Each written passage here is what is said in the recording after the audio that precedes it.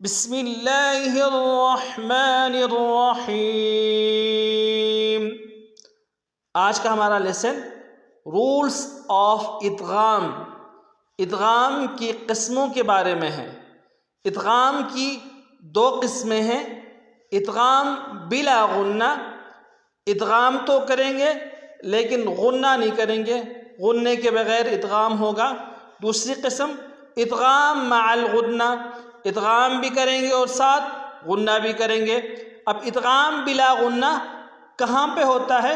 اگر نون ساکن اور تنوین کے بعد لام یا را آ جائے تو نون ساکن اور تنوین پر ادغام بلا غنہ ہوتا ہے، جیسے من ربک۔ اب یہاں پہ نون جو ساکن ہے یہاں پہ ہم غنہ نہیں کر رہے ہیں، ادغام تو کر رہے ہیں، من ربک۔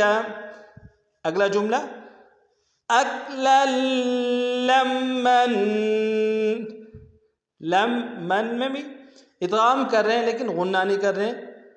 اور ادغام مال غنہ کہاں پہ ہوتا ہے؟ اگر نون ساکن اور تنوین کے بعد حروف یرملون کے لام اور را کے علاوہ باقی 4 حروف آ جائیں تو نون ساکن اور تنوین پر ادغام مال غنہ ہوتا ہے، ادغام بھی اور ساتھ غنہ ہوتا ہے۔ تو حروف یرملون کے 6 حروف ہیں، لام، را، یا، میم، واو، نون۔ اب جو ادغام مع الغنہ کے وہ جو 4 حروف ہیں باقی وہ کون سے ہیں؟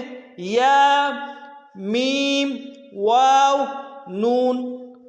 اب مثالیں، فَمَن يَعْمَلْ، یا کی مثال میں ہم غنہ بھی کر رہے ہیں اور ادغام بھی کر رہے ہیں، فَمَن۔